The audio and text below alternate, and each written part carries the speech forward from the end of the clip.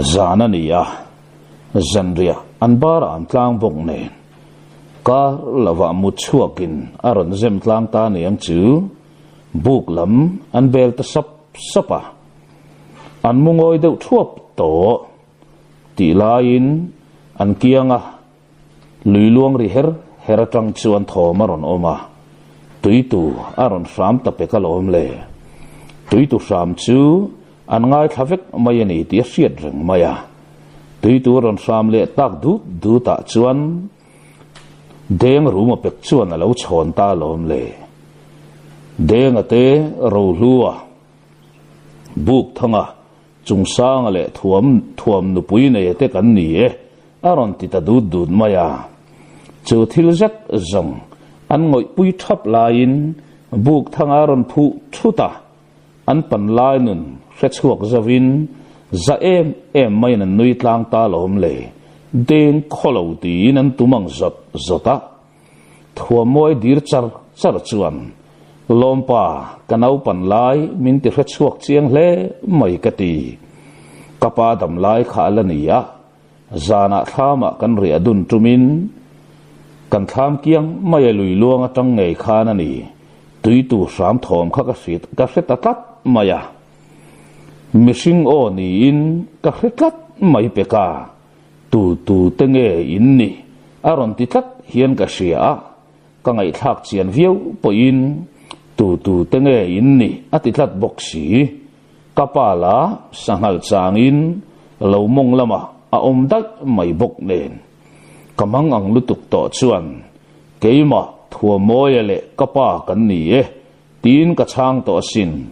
ka chan nuwa la ala re mai si lawa khabitum khan ka laute asin o tia soi chua ta ka zong keipo mole tin an ron chun som sap hloma an han ngoi det lai chuan nar thomaron chuak der mai buk thanga mut nalam an hoi thapa atira ron nui chuak ma saber si kha alo mutui le man hle to chulo ni in ro hlu pek chuan a thlek vunga a vei nei lo thak mangi o vei nei lo ho hi chu e an tlu top hi an mu hil nga zel zong ani e tia phun nu chungin a inlet thuka reyani hok lo a ha chang a hapui ron thial ngal pup mai le ta nga la ha thak hlom hian tia chungsang amumeng kar mai po kar lawa mu hil ve ngalin reilote a mumang rama aleng ta dela ala siat ngai mi lo tlang pakhata hian ama mai lo ding wangin chu tlang noi lama chumwar em main pha phei duai mai a hlewa han hlewa ta na i tom fakhan mai mel pu chu a thlir wanga thiang war mo in munuam kher mai chu tiang a hlim taka thlir lai le a hoi zau de sat lai chuan a pi atlang lam chu a hoi phei zela tlang pali tlang pong pali in tlar phei diet mai hi mu makati in amoi dang lam hle maya alo ti chuak nge a chuti lain chum zong chu ruam bo tu chu thok le khata kiang thuta chu tlang nuai a chuan kho lo om reng mai hi lo ni lalmual ni om taka hian mi pui lo pung kho mupin mei che pakhat a mel zong a mu chiang thei hau lo tlangwal ho ten lo nuk dorin ani la angoi renga chu tianga chungsang ana thlir reng lai chuan chu mei chia chu chungsang alam hoyaron in herin min puilul ro pasal tha tinaron betatat mai chungsang apo che chua mai tuma tan khoin akele leichu ain zom tamai moti tur hian acha thei der lo le nga la chulai tak chuan a har lola buk thanga chuan chiang zet mai lo melin lompa imanga thameu lo ani mo ka kai har zo lo mai don che lom le min ti manga nga sin tin chungsanga thu chuak thosa phung mai hui de pap si chu ngai that lo mel zet hian mel mol topa chung sang apon buk thanga chu melin lompa engma ni love mang chien min bo boy mai ani khamo khoi nge zunram te kan wathiara nga mudlami on le vat te ang tin apen chuak zui thuaya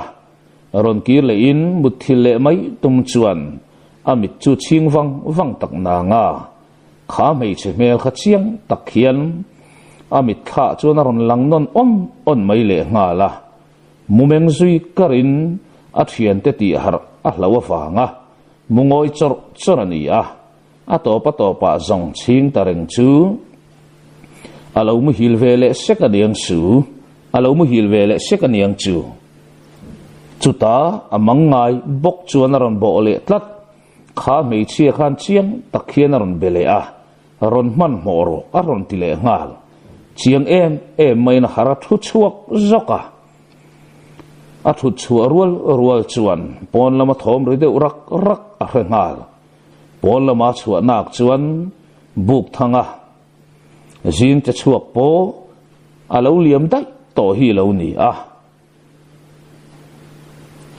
heti lai hian chung sang apo pen chuak ngal zelin a thian te hoin ayan lo rel mol to chu in thiam lo ril ru deuh tak chung hian anui phei tuta buk thanga po kar lawa ron kir le thuain jingwak chuak in sanu thar lam azong ani ma zo ko me aron kir le nu chuan chung sang chu mel zoka thut mun rema vaibel blak kaya paklat hlat ba hian khaile lompa imang chia chung chang lam kha i hoilok teng miang i mel maya alam i ron tho chu pui miau mai sia tin ron nor le tak chaye chung sang chu nui ri hakin avamakte fowe o lompa kanin khachiang ma ni tiro tia achal ben thakin amang chung chang chu asoi chuak tange nge thua moe chuan ngoi te lompa imit mu pha ka tlang pong pali in tlar phei ka mutel itiam ni kha aron ti khuta chung sang chuan oni e ka munge lom amoi danglam khop mai tia lo chan na chu thua moe chuan tlang pali in tlar khiai mai kapa kam liam atanga ka khia tom chun chu triau kam lam nai ral vong khotlang ani nge mayang chulam chu ani thei mayang em o chu lo chu tiang ang kan tlanga hian tlang pali hanin tlar khiai hien soi o mang reng kala khenga hilo pasal tha imanglam mewa puina ron ngen ta che ani chuan kei kathin lunga dek fu riu mai kati tin ron chun zom ta dai maya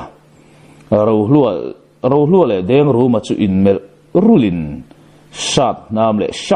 shak ilani mai lo an lo ti tan ngal de ringota chung sang chu abana phar chuak hluai ya mumang mai maya wanga boi phiri rual kan ni to lo hi mo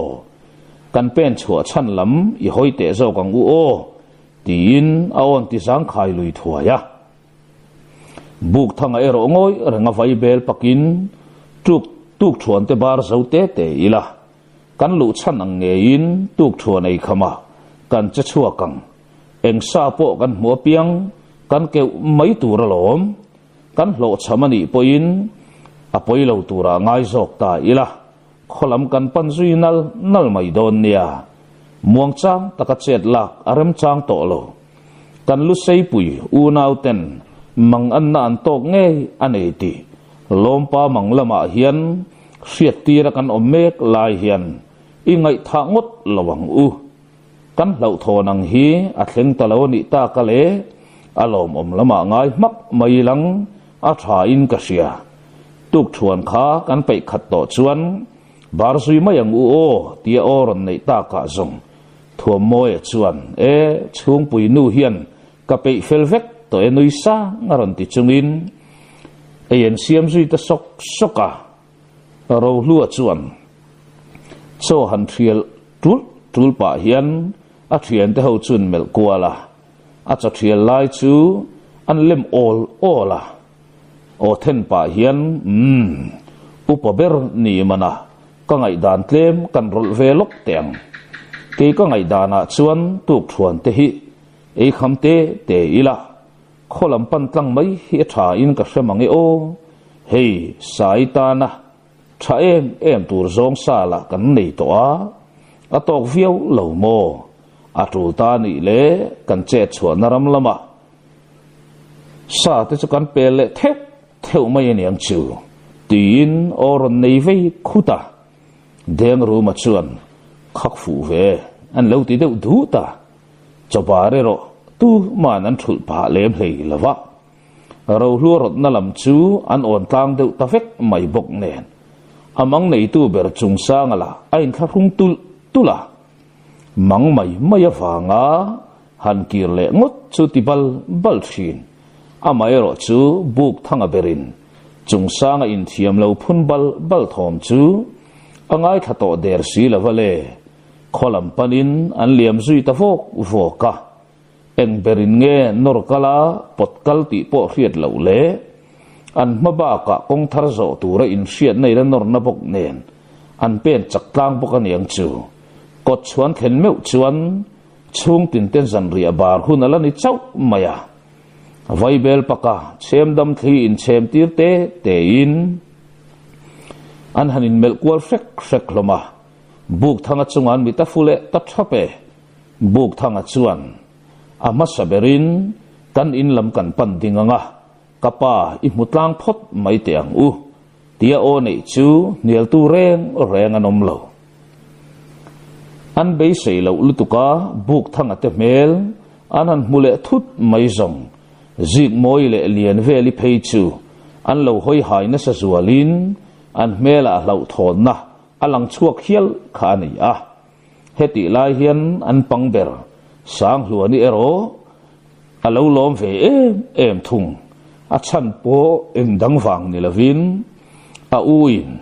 karon hon huna ichak em chemlek dan chu ka zir ti rang che ati tat mai sia ani reng la taka sang hluani hi anau pan lai nu na tanga mei chi aya mi pa kom tam zo kha ni mau maya chem han lek velte sei han lek mai te silai me pu cha ka thir veng chang te la hi nga em a mela thavang maya a fai veng mai sia a pian han enin anu zam mai bok si nen chutiang nga tle rol thin lung ron putan me kina chem vai angai na tat mai le u kiang zir tir tura angen fo mai chithil mak po hi ni chu hun lo theng don ani ti hriat na thin lung ania wanga a u te lo hong lo lom zok em ani lain pasal tha ra lian to na ero a fa pa te mel an ron lang lola a tir te a ameng phok zau ti lo khachu azia adang lam le to map lova ziki lian vel cho kha han thak bel thuai ula heta bar vek ro se chuale ma an ma mo thei tlatania tin o nei dai maya buk thanga te ho poin mak tin apa chun mela an thian ho in mel kwal le topin apa hi an hrachiang tak thei ngai don lo ti chu an mu dan ni in eng konga ma an la khum lova an la phathot lova ton hriat nga chung changa phei chuan pasal thara lian to na chung nun na hi an munon on sel chuan ni zik moi po pasal tha nu pui ti taka boimop lava chet la ngal parin afa pa te ne na chun zo na pakhat ma anei ve reng du lo ral lian to na san re bar zo pon tirule helama zok hian o tin leika pui zau thahem hom tak maya an siama ngei mai chuan ape chuak zui zata vai bel pak khuk tal pa hian atu ber khan nge beka than tui luang sakli ani lo nung jang zo ngai khopa than tui ko chuak thei thu poimo in ron tlan lu pui chu min han kam thot don cheu a tin an mel kwal duna chung sang chuan in thiam lo mel mai chua deuh chung hian kapa englawania tin a o chua ban chapa amang nei dan chung chang chu a soi fai tale nge voi khat mai ni lo amang lama a mu non thu nen lam ra lian to na kianga a soilan ta ka zong imang lamai lo munon hial lamo tin a thian te chon zo nan penon ha loma chung sang a bok chuan kapa lompa hi lo ala thu tak ma lu tu ka tin ameng noi raya ra lian to na ngoi vung chuan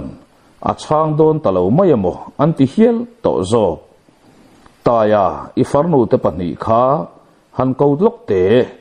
rong kal thuai te se tin ra hlat tak mai thir daya lian ve li le sang lo ni churon nai thuai in kapa enge ni ta tin apa chun ron mel ha chemte ahma saberin kanlal in han mu anga chumi data ipu upakhir tuala tin ro hlua pa denga pa le thua manuwe mo anu puye mo kanin lamron pan khom vat mai te se hei ero cha tel ula kapa in a belok du che ral khel dar khon lam ero anilo ati inti tel don nia nang ni po mi mit la thei turin lau thong mel chua lo ulang hoi boi mi lawang cheu tin a tir chuak ta daya buk thanga chuan apa hoi lo na lam hoi pa hian kan zan liam le nge yang le tin a thian te chu lo fil ru sup boka ami kau te ho po arian rial lo tlang te pasal tha ra lian to na me in an inakai tura a kau ta chu lo nui liam pui mai chian ruat lo tlang ani ang chu lalpa le upakhir tualan ron lor mas sabera ro hlua pa le thir deng pa ron in zui lut ngalin lian fe li terwalin saipo aron lor ve ngal chia mai boka aron lu ta piang mai ten buk thanga te thian ho an ron mu chuan zona mit meng an ron nei vek amai ro chu tu man la tong chuak lo upakhir tuala chuan e khai buk thanga pa awa poimo om vut ve o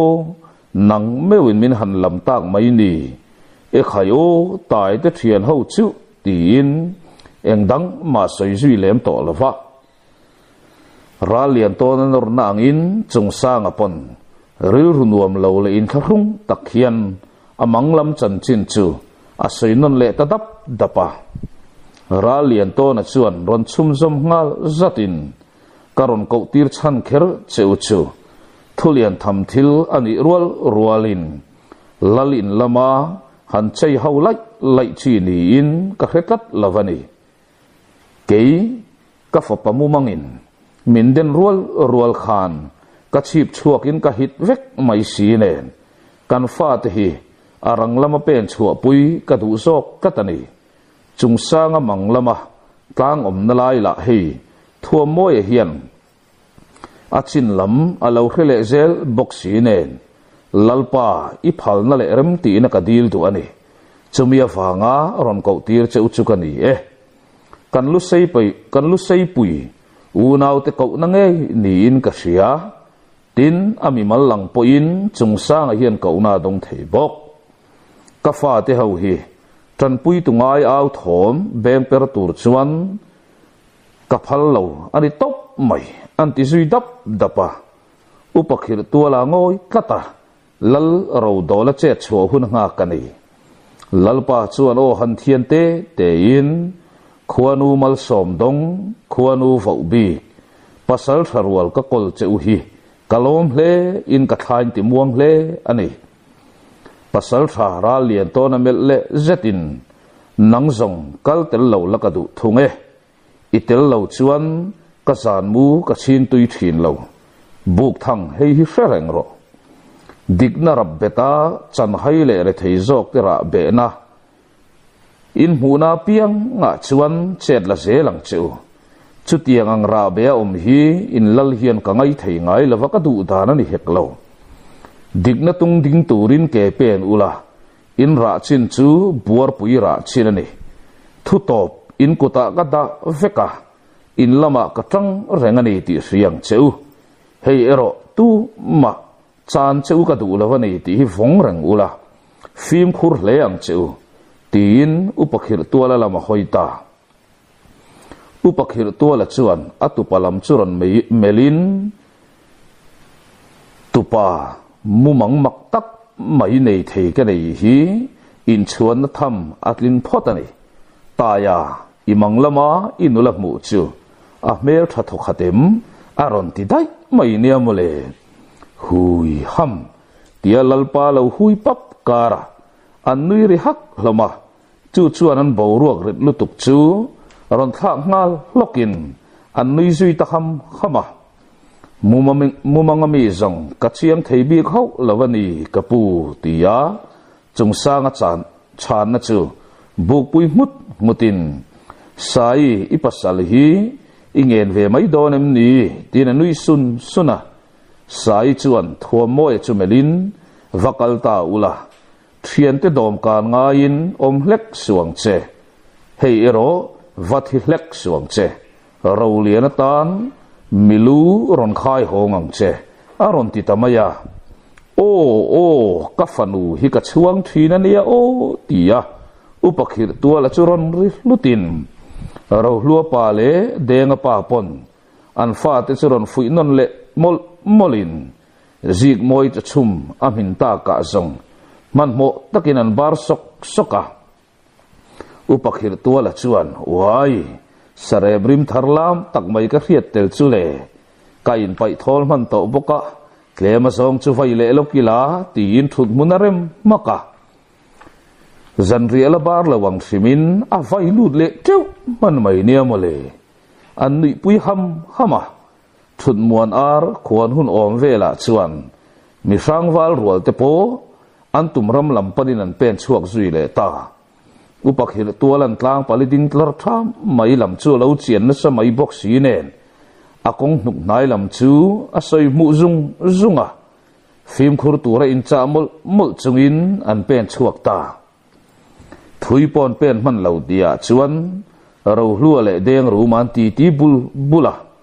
sal nula hannem vel mai tur khon nuala cha kom riang mai tin an phur le to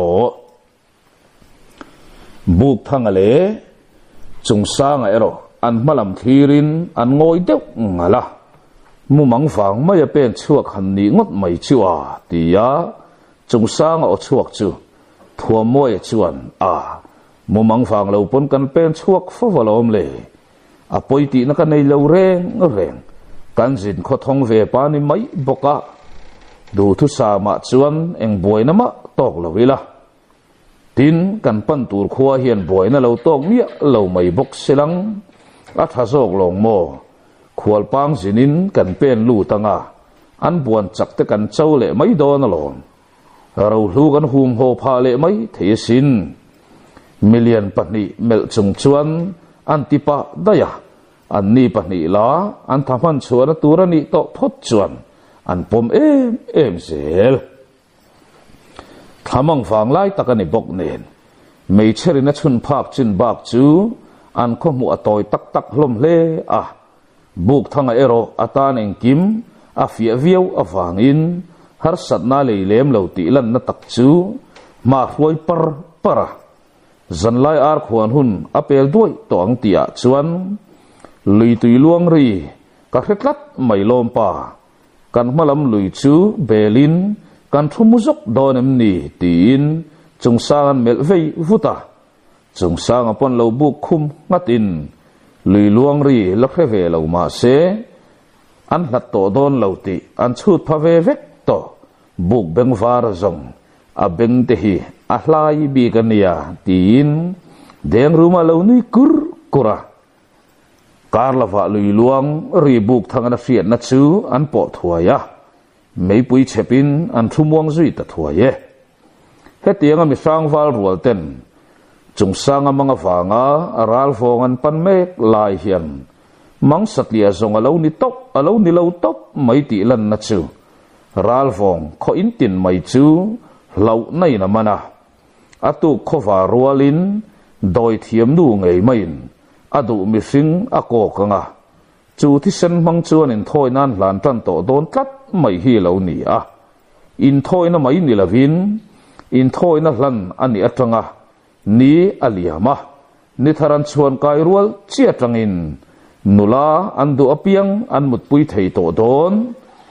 chu wangin ral vong khodin mun hi chau ema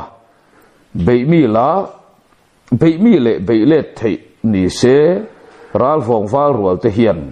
tuna an mani obet me tu te hi lau na pakhat man wa han nei lo chiang tak em khua chua san rup thei an om hek lo aru ka pu chuak khodai maya pumna wanga chet la zui thei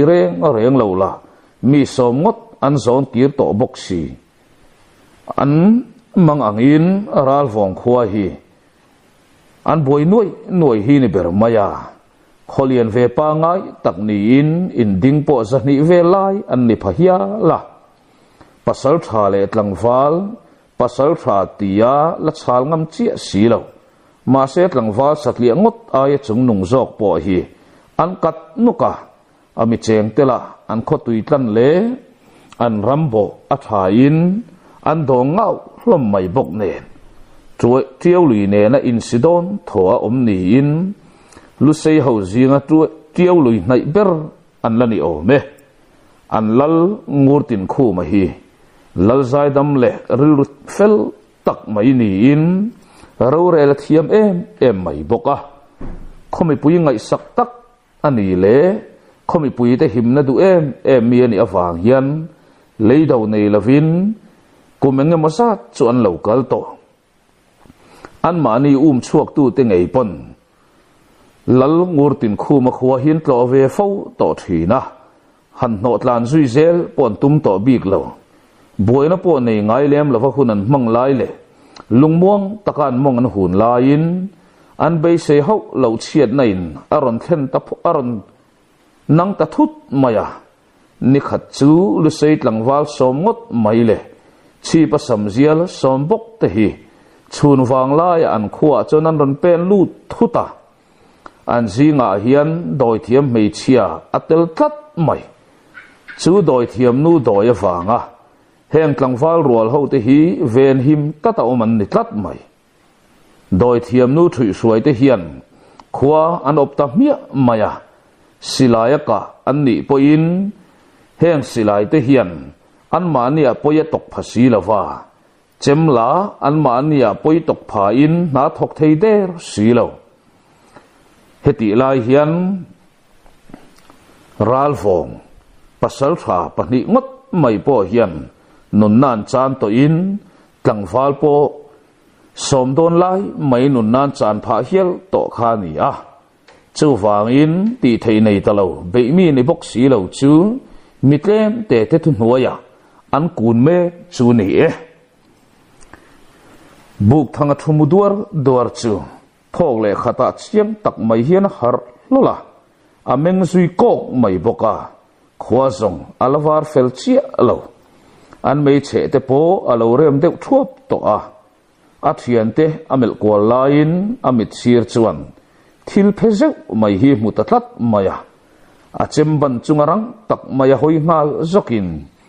athil muawang chuan athungil zota nai em maya chik zet maya lo mel tua chu tu dang ni lavin sapui fol zet mai hi lo ni an lam hoi hian aron ui thut vung maya chu sapui chu buk thanga chuan mel wanga abu ngat kata ding chuaka sapui lam hoi chuan apen ta hia mai chu sapui po chuan mai hem vuta buk thanga ron pan nai ve ta anin nai tak zet ta ti o manga chuan chu sapui chu buk thanga chuan en chiang zual sawa anuang chiein anu soyang chiein chu sapui chuan chema sa nu mani om tak ser anar chung luka alo kolkat mai sapui po churon kal nai zelin buk thanga churon kal huala anar len vuta buk thanga chu a nim kwal ta dune buk thanga chul nge tur chuan aron nek zuita sapui te hian an mi ngai nat to te an lo mil mai lo ti chiang ta hle anau sen laya achom tuna khwal tual thang khopa pasal tha lo ni ta buk thanga chu he sapui hian a khai ho lo a mei a hem khum vuta chung sang ate ho chu apan nain awa nim kwal duna chuta buk thanga ban reka aron se sak ta chai mayale buk thanga a hoi hai riau maya chuta buk thanga nuk deuh chung chuan an pen dona buk thanga lo tang deuh chung si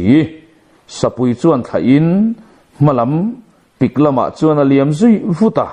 aron tlan kir le thin chutiang anguta chet alaka tum thum ngot mayati ta ka zang buk thanga chu a har chuak ta ni ang chu e khai man mo tu hle anemo khai le thian tu thoru min soi tu tur kan nei la hi thoi tiang u trial pui ma hruai ro le ati talau lau maya an tho chu aruala sapui lian le khol zet mai an kiang lo ding an mu chuan an tho phan na song bo ro ka vai kiang ngal veka an thuam an chu ngal sap hlom ma se buk thanga au tho ba in thing harin deng ru ma chuan o ke ni aya chak kan lam tang tur buk thanga pa chule zui la ni mai long tinaron au chuak ta trial pu yang e mai po chu liam zui vutin buk thanga chuan kan pan me khwa hian boina lian tak an to kan ingat mai chaule ril tram soiman kan ni don lova kan tur from an yang chu tui ero payam tlang ang o tin chetala ta zunga ram noi pasal tha meu chuan anuk nai zong alo fena meu mai chu lo ni zo nuam riau mai bok si chu thang phei zara konga bel ngang mai an duk pur hi ni bera trial pu nung chi aro lu ale deng ru maten in zui chokin an ton ko ngai piang mai chun ton ko phei pop hi ni bera choma tha chu tiang ngan kal meu chuan tlang le rom le mual tam takan pel to a luingot pon pel nual to ni tlavan voi ya an kal nu chuan tlang chung sol pakhata hian an ma hruai tu trial pu ye chu ading tavunga buk thanga te ho mel kwal dunin a ha hum duma ake perang duta buk thanga te ho chu apan nai ta zu la buk thanga ban chu a hap sak chaya na tham si lo hian a se thi zaya chung sang apan le in chung sang chu a se thi le ta midang po chuan apoi mo aniang ido sar mayang o thian te kut po a hap bung mot lo chuan kan kut po hap bung big lawang tin an lo do thuaya a hap thi kim vek to nu chuan hoi kir to map lo hian aliam zui ta zu la trial pu liam na lam hoyan mel zui thap lain chung sa chu ron au chuak ta hluai mai chei le so ngei so ni tiatlan ma chu rol ngalin an pia tlang chu kok va tlang pong pali loading tar tham mai chu an thir zui thapa chu tlang noi lama chuan trial lui aluang ki koi ngiaya chung sang a chuan khu ngei khuani khua ka mu tel kha kamang lama kha chuan ka ban phak le ka omasin le tin a thir zui vanga buk thanga chuan trial pu ya khan engwanga kan thisen min chu sak vek nge moni ka khathiam phak khau lo na nga apoi mo tura ngai phot mai lang he khuwa kan pan na tur ko nga po hian poi mo na nei nge yang eng po ni se khuwa khu luk takin han thlir ta ila mi fing chevel reng mu tur om mia lo nia tin ami ta chin duara a thlir uluk kher mai ro lu le deng ru ma chuan an mi tan siai vel a chang len han meng phok vel buk mu thui theya ni bel le to mai ro khua zong ka mu mi hring che ei po ka mu de lo tin mu thei po ni lo em lu tuk che hian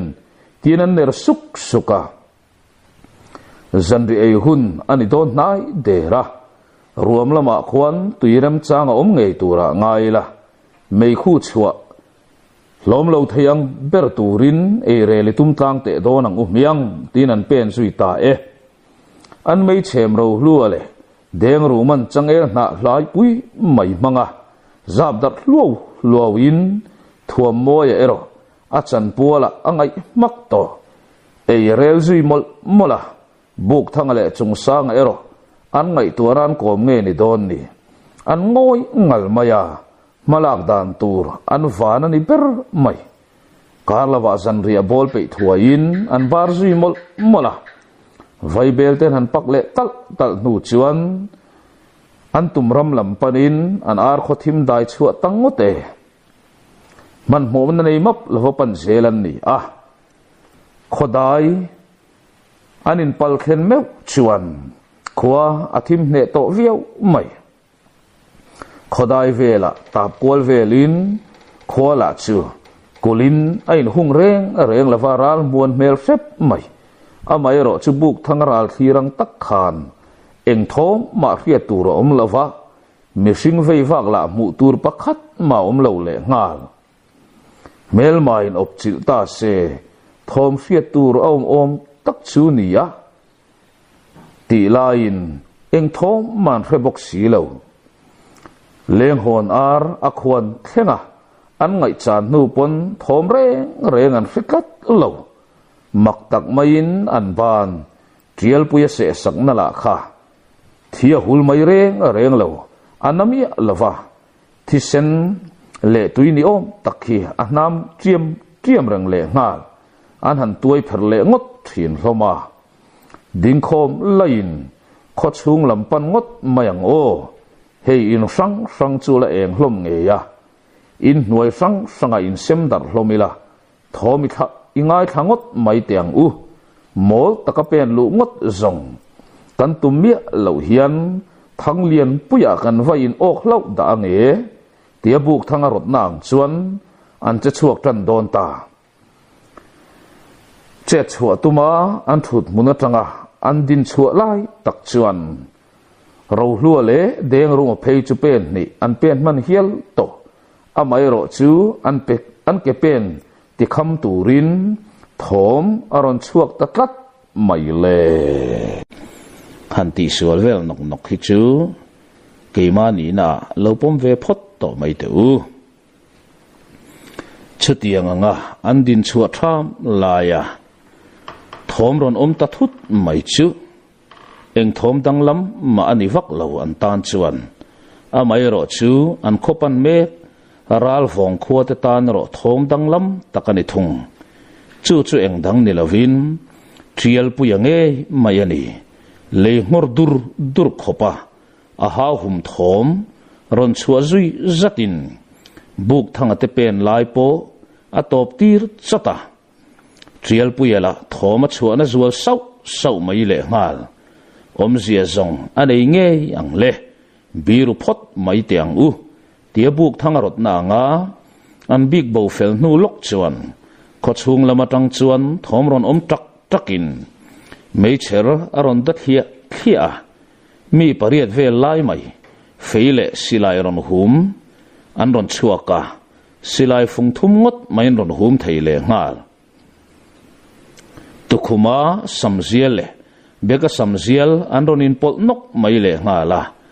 chung mi ten hlaumi lo maya trial puyan nai lai chu mel ron thapin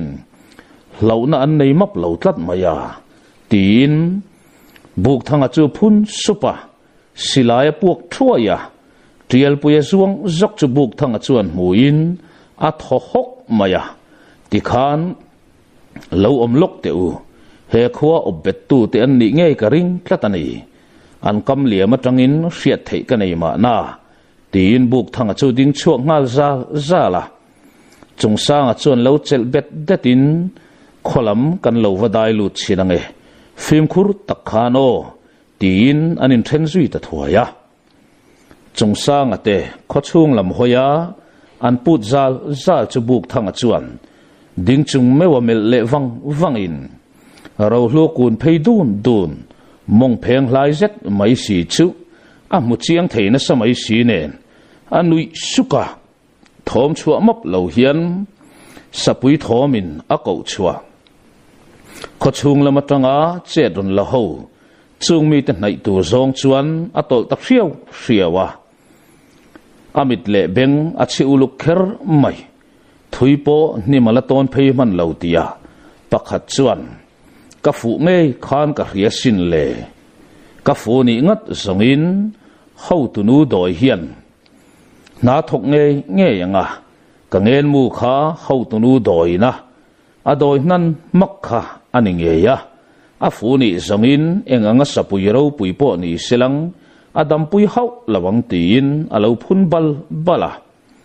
chu trong kam chuan buk thanga chu din tir chai mai doi nan tia phun sup chungin doi thiam chung chang chuan adeng fu hle maya angai tu ana in kil tin adap kol zunga zalbuk le puma pa hau ti tia tang te chuan doi thiam hi anom tak thu chu lo hre to nge ya amai ro chu han ma chon dan tu re mo han beile dan tur vele ro amual bowina bow chiang ani berma ye akianga apa ve selang tin aril ruin an in lama apa pasal thara lian tona angai tu kai wang mai ngak le deta buk thanga din lai chuan chung trial puya awanga ron pen chuak zinga mi pakhat chuan ho ikir do nang miang hei thom la aron nei zui to hek lo zan thimania sapui laka hian kan him tel lo mai theiania mihring ral thuam kol ve laka him mai la sapui hian min khoina thei zong in chet kan laman mi alawang chu trong kam nei tuina chung thila soi zo man to tia chuan ka ang le zuai ya tong le turin amai ro chu a soi tu ma soi chuak man talo thil ri suaw ri ron chuakin an thang ruama chuan chu pa ngei mai chu trial pu ya chuan ri khak pui buana chu pa au thom po chu kar lawa chuai ngal rain thil ri top mai hian a zui ngala bo ruak chu are hian are ngal ngoi hi ni berma ye leisik tam sam tak ngel po sia tur zukom lo famale mai chuan le tia sapuin an thian pa liam puin lama an liam thak huk lai chuan buk thanga ero khochung lam hoin aput le zar to a doi thiam chung changa khan zo tur an mu thei nge a be sei tlat chuti ni lova mol takan boni chuan doi thiam laka cha sual ve thean ni ti a chiang ema han be le dan tur la chu la kheder lo le ngal trial puya kut nu an thian pa lu nei lova lo let ngut mai ral vong op tu ten anan muzet chu an lai na tlangin an thin rim in ro sa thom chu ana hel te sapui chun chau kuk maya amai ro chu sapui in thom ri va reng ron chu mi alo mai le ngal an thian pa ruang an han en chianga sapui na ni ngei po a khoi na thei ani ti an chiang non waya chu chuan kar lawa tim na huna hruai lu tin an mei cher an ti por hluai maya in veng ton tak chung si hian kholam hoin an tol zui ta zote buk thanga po film khur taka kholam hoya pen lu tin abeng le mita len ngun na samai thim noi ma ni se atan zong har san na om hek lo le malam pana ke pen zelin a thian te songin ameng kol ruaya chuta zong deng ru ma va muta arbom phena alo thutung ut awa mu thut chuan ati nui chuak te a in phen na ve ber chu monglang ranga bi ruk nen athu mun ang hi ni tho thang mai boxia thom dim tak mai va pan hai denin thom alo chuan alo kher bok nen deng ruma dara chuan ava khoi sak zewa deng ruma la chu in ring sa renga omti taka buk thanga ban reka chuan alo man chat maya a thape ka lo khong na samai si nen buk thanga ban a herti ti man le ngal ding lulian keima tia buk thanga then sok chu nui hui chung hian rang ve dewa sin kani alati zui su zui buk thanga chuan khonge mi dang tia mel kwalin in noi pakhata an lo thu khom lai chu muthuaya deng ruma chu kain ako mu zawan pan zui ta dora chung sang aten po fel o me mei cher eng tak khum far chunga ron let trial puya zui tu te ngei mai chu ron long le ngal main buk thanga chuan leya khan bok phek ro u ti na bok phek ngal vata hanin phen na tur dang ommol hek lo le thode dep chunga bok phek khar lomin chung mi tenan pel fel me chuan thopui la deuh huai lomin khomor lampanin an tol zui ta zala in om no lo na lai chin anin pal khen nu chuan buk thanga pon athil mu le riat te chu a soi zara chuta engtia malak chi nge ni yang o tian han soi ho lai nu chuan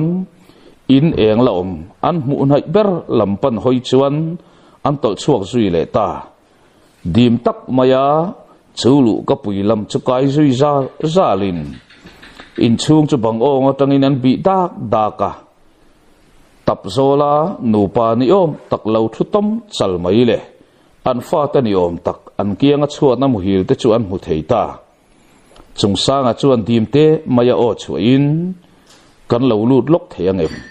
lo om kan ni lova kan ron pen lut do ne in khota na ron pen chuak kan ni thom chuak na mia su o ti in kong khan nam tol chu arwal sui ngal thuaya pa ber kai ten ra rik thom sia anu pui fanau te tan chuan ti a chem pui ne na lo in chop me kin siat ngai lo wal rol en mai po a mi pa ngai chunglam ti siat tak lo pet lut te chu mak ti tak me lo thlek ngotin anu ron dol tu ro hlua le deng ru ma phei chu amel uluk zual kher mai a chan bul pui lian ber po lian ati e atin ni chung sang a chuan ma a ruai zui zela thom chu su o thua moi chin lo bi kar la ro hlu khalai thim la ya khan thut mun in pani khan lo rem phot mai te u tin ko kol zunga buk thanga chuan kapu kan soi tawang khan lo om kan ni lo ve in khoron kai tum satli amai kan ni a harasat na in nei tlata sia in kan ron zan lu talo lo mai ani himo enge in boina bul le bali han ni chi a minan thil chiang te le nichina sapui beitu te khan doi thiam ti te khan soyang noka tin mei chu a thel sak ti thuaya pa ber chu thode huain kawahan lom tak em pufana hian aben min la hup san lo top mai ani himo anti dap phota wala te u tin an khoboi dan mak tak mai chu uluk tak mai le kim chang thei turang ber hian a soita dapa an ngai thla uluk tlang in thom tu man an chua lo thua moi chuan chutianga an tluk lu roi na pain o nei thum bal lai chuan an ron nai don tlat mai tin aron tlum lut thuaya riani lo kot kai lama chuan thoma ron ngal tatlat an na in zona chuan thom ron nei tu te chu an ding chat mai le ngala pakhat chuan kong khar lein hong tlat mai chu muin kong khar alain hong tlat mai ka ti tin aron nai zuita buk thanga chuan rang taka mei ling de laom ang chu vuta hai vur ngal thuain thim thama chuan chachang ngam lek lo hian an thu mol top hloma thua moela tlengrel kiang maya in chung lama ding zum zu tin thok po an tho thangam to lo pakhat chuan kai ten ron ra ri chu rualin kar lawa in chung choron bi du ka mengin lo mem an ron ti du ta cha nai ro eng ma dong lo athim vekto an khar mai ani ang tin rei moi to ka thlek nu chuan akir le ta lawe chu mi te pen thom are ma chu tu ma thok pa nga in an tho chuak ngam lo chu ni e khun le mun dangang ni se lu ron rol duk tu lu le taksa chu a ran don chian vei te lu nen mol taka chet lak na chi ni si lo thom chuan lalmua lam apan zel ta ka zong tho chuak sang hlomin in nei tulu ber chuan oi ka hlau zia kha tin apasal ban chu mer sak ngota buk thanga chuan angai to na ti boi tu ber mai chu eng tin nge niang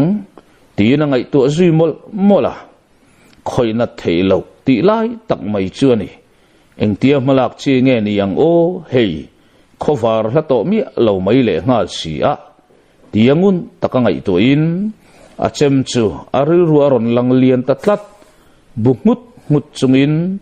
an ho tunu ber chu kan ti hlum the ni chuan boina kian mai ka be sei tat lompa nen kan cha chuakang midang ero an ho tunu kan thu noi rual cha chuak thei turin lawin buat sei ula tin on chua thum du ta lalin lampan turin chungsang ne nanin buat sei ta lalina hian doi thiam nu ber om tat mai si nen an che ta fu lo ngat ani chuan e lal chung kwa tan mai nilavin an tan po be se bo ve khopang khofing achat nai don tatlat mai lalmo lampana pen nai tura cha chuak ngalin silain an ka panga chumi an ka hun chuan le top rual an lo tho le zel mai tia thu riat chu an be se na le nei len berani an le top chung rei lo te chu kan bo mai tur la nei chuan an ti mia maya an ruam man na le an ral re la pa bem khop mai silai zen so sa thlapin pen chuak an ni boka lalmual an hu theita lalmual an hu thei ve len ding dun chata lalmual hual chuakin melo eng pup maya ral veng panga ngot an lo la in da le ngal lal in lu ruk tum chu tual chara li lu tum ne in ang reng o me an be se na po chop le chilin atham ral ngal maka buk thanga chuan lompa kachem kanin to mangai don ni o tin ral thuamin a khoina theilo ti kha kan hriat renga tula iral thuami lek ve ni poin mani in ven nan ba ka man theilawang heiro ka be sei tatani kut long in mo an ring ru kan throi tle sak thei ni hlau chuan an dam reng bi khian ka ring kat lo mai nia mole tia thom dim tak chua chung zelin in hnuai thim lai en chuwa an che sui thuaya thuipo an pen man to lo lalin chu ronin son hong oropin doi thiam nu ngai mai chu aron pen chuak ta asam uluk taka khui pialin buk thanga chuan mel wanga mei che mer thatak ani tlat alo mit kha dan lerin dana kha chuan chu doi thiam nu chu pitar sam thur bem bum le mel rapum takani arin veite lu nen akianga ama veng tu big niom tak palian le tor thazet zet an ron ding tel mia mai boka doi thiam nu in nar alen kol ta vata aner sok lai chuan lalin chak lama chuan sapui thom aron rile ta hem mai chulam hoya doi thiam nu chu in her zokin maktak mai hian asarak ta chiam maya buk thanga chuan chung sanga ban chu mel vatin trial puya sena thila nam reng ti re nan khan chung sanga chuan thoka vut khabelin alo tuam mak mai hi lo ni a chu ngai chu doi thiam nuin mi hring rim aron hriat theina kha lo ni tlat mai trial puyan an ban alo se kak sak da chan kha eng dang wang ni lovin mi hring rim pa ngai le rim dang lam doi thiam nuin a hriat theilo na turata na lo ni reng ni turani buk thanga fin na le thil chhut vela kal dik tran tatlat lompa atuam na kha phella thi sen chuak le zok ro se sapui rim kan nam na ni tlatin ka sia trial puya khan kan hmaba khi alo khelok ve kan nge yang le tin o nei zui thuaya heti lai hian trial puya le doi thiam nu trele rak thom vel cho in chon na samai chung sang atelam an ngai sak to map lo lalmo la doi thiam nu le thui suai tela an phi vel chunga sapui lam hoya silai tin ko an ni lain ka mai rem changa sapui chu om du tlat bok si la vale doi thiam nu champual kwal vel chuan trial puya ati boi phavein alang tlat lo le ngal buk thang ate tan la ral vong op tu ten lalmual an moi kim vek to laya mol taka bo chi ni to bok si lo malak dan turan van em to bok si tolki le zalin an lu na ina bokan pen dut le tapop phot khani a karlava khuaron var chom tamai bok si nen an lu na pa ber chuan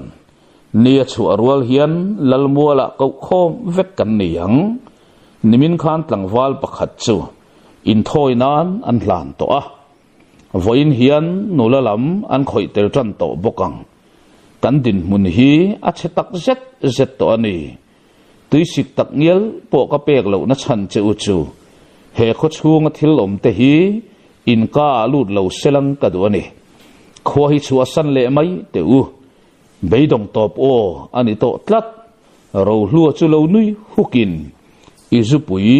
kantem thuan thian dun dai to baka khuwa kan chu asan to lo mel buk thanga le thian te hian boina ching fel lawin atop kan khar ngai lo aron ti thum zui du ta pasal tha buk thanga ralian to na fapa mo tianin nga na pa berhoi hu chu deng ru ma chuan nitlate mole kha ikiang maya kha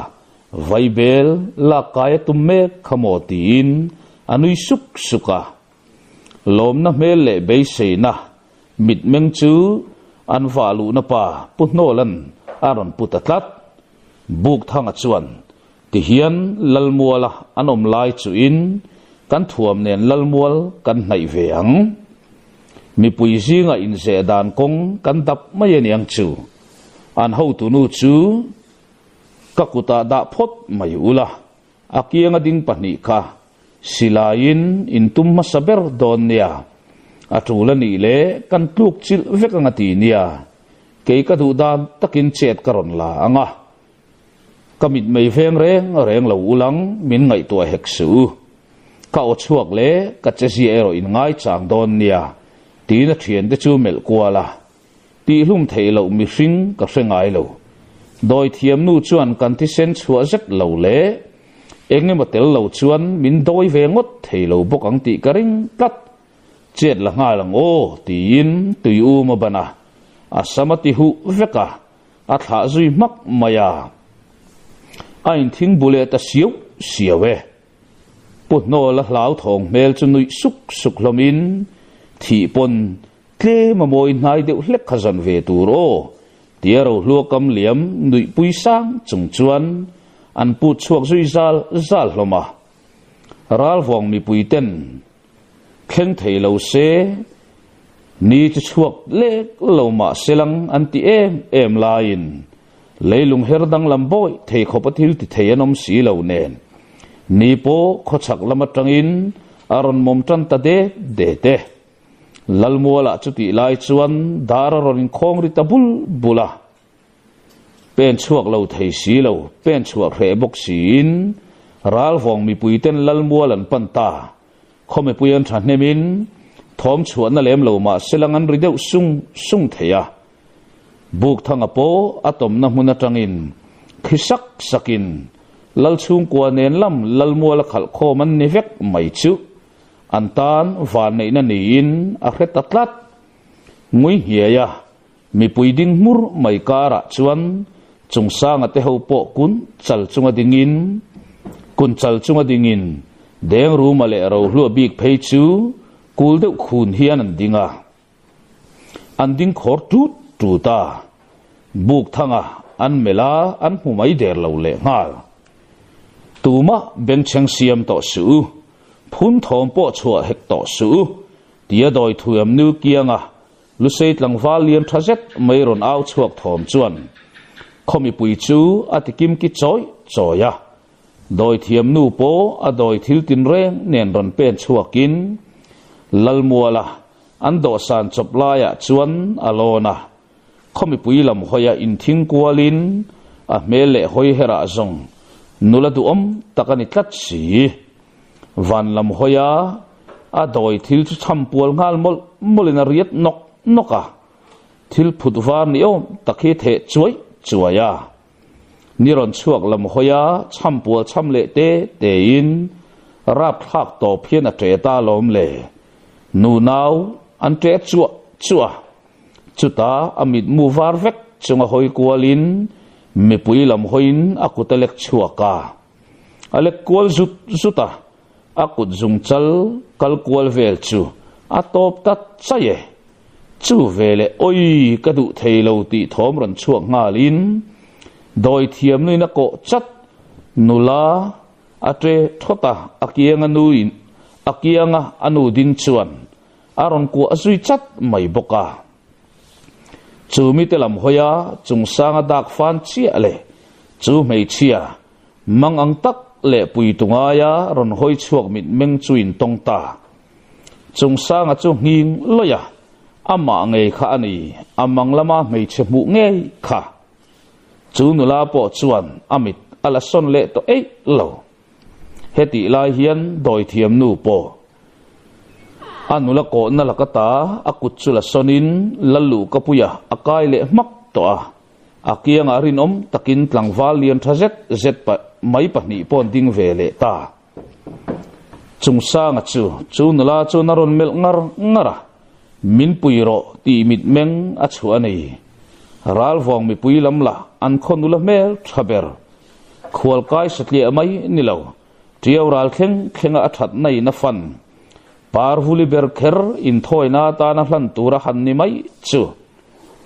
chu thil chuana phom na tlangin tlangwa le pa ho po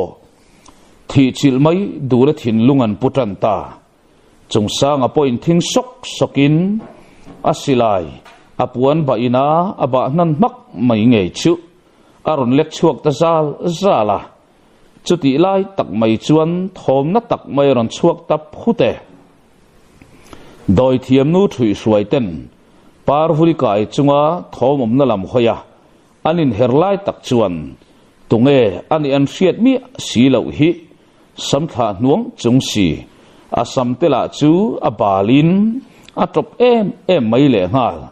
ataksa ala vaivu takai na sem ema akut bul ron lek kangin akut bul la chu tisen langsar tak mai hian ron boka chem chu apuana aron venglang tat mai boka ma se achem lam an hoi man lo nati le mangang om takarak chul chungaron tlan selin min puiru tia au chungin parvuli le alo chelme tu te churon tlan pel zoka lalnu min puilul ro ral min tia doi thiam nu chumelin lallu ka pui chu akai ngal zoka chu thil khleng thut chuan doi thiam nu me po chok boi ve chiang mai chura lavaron tlan chia akut le lam ron chan to boxi chu alo melmol top maya buk thanga po in lu ka pui chu aron tlan lon felvek to a amai ro chu doi thiam nu kiang lo ding ama veng tu te pahni chu an har man tlat tamai buk thanga tlan loi lai lo ma chon tur chuan an lo in herrem zata chuti lai tak chuan silai pahni arwal deuh tho hian aron puak thor maya doi thiam nu kiang ading pahnih chu an hlom ngal tol maya buk thanga po rang tak maya zuang phei ngal zokin doi thiam nu har chuak chia akutin sai em mai ron vai chuak chia kut bor chu alulak chem nge mai chuan a vai chok thota bo chila arin throi thli rop atum lain doi thiam nu chu lalmual al le thaman tlat buk thanga po hoi kir le ngal zokin ro hlua le thuam moi te ron ka thluk mel malam pani lo tho chuak le be te lam hoya zuan kan zok chuan ruala achima vaita aron tho masa zok sok hrui chat thotin pakhat zokin kan thi thei chuang lo tiaron bo ve chia tur lama thing thi phei ngal zokin adul zona chema vai non le ta ni dang le tum dang ang ni se an hliam tor chu chop le chila phui le ngal mai turani veite lulnen khwanu mal som dong fang far in ngat to le puk thuruk zet maya lulak chem danglam em mai ron hum chuak thei tu alulak chem danglam na le ro puina ron lang tran ta makti tak maya meng thok ru chungin chung lo nilavin doi thiam nu veng tu te pani chu an thal ta hual mai nun na reng an nei to lo ti chiang doi thiam nu thin rim nan satak mai ne na rak lai chuan chung sanga silai puak throi maya parvuli chel tu beka tak mai chuan a deng zui sia parvuli a chel na tha pha tlat amika pa chu thu noka ma se riani tlat lo chu tlang wal chu ron ding le ngal zata ma seng chu hun tharei lo te chunga chuan deng ru maron dok zokin parvuli zakala loka chung sanga din na lam hoin a thena the phei tawak maya chung sang lai na lo dom chaya nula itan kan ron pe ne ka phena omro tina nui saka parvuli la amang lama ama ron chantu khwa wang tlangwal ninge ya riat phena chuan atlum ngal zaka ro hlua le deng ru maten chet an ron lata an mi be me te chu an riamin tok na thui ve lo ma se klom mai le tlan chiat mai an tum reng reng lo orol chuin an bo ta bian maya mel malam ho tan po silai han man mai theina pi chi po ni to big lo anin sat boi nuai to ni ber maya an tha hrui chak na manga deng ru mane na han vai tak chu mu nom takani pui takani thua moya po pahni nan lo bo ron me boka chung sang a chuan nula ka thazar na idale mi pui singa son tlan ro kalau veng katang che o tin on nei thum da ta amika paron thok chuak chem vai churang takalo bum zawin chupa khupa tak mai chuan atlo saka rang tak mai hian a ding ngil ngal zata amitlo pa chu zui vatin lompa tin au tuara buk thanga lalmual ron moi ve chialama anung zanga nam sakin chupa chu nam pheivak maya buk thanga chu ron dok phei zokina chema vai le ta chu tlang valu le taksa chu sang nola buk thanga chem zong mu zong alo human ve chia nga ma se bum na huna nei to thot lawani thua moi chu a au thota doi thiam nu tlan chiat na lam hoi chuan ain herfel chia adar chu thip zoka ngai sak manani to lo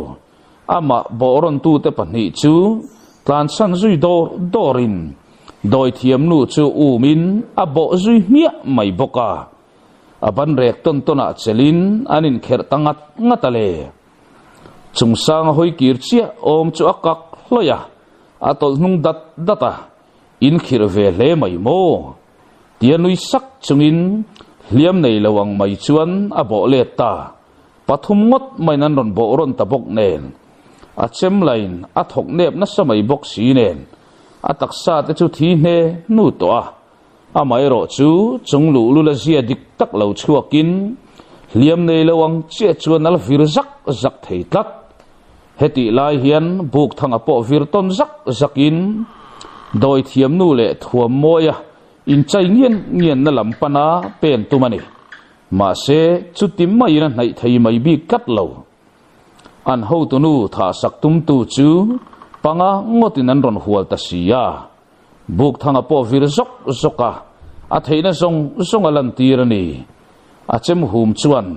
atina theiti ama beitu te hian an man thiam ve tlat bok si ne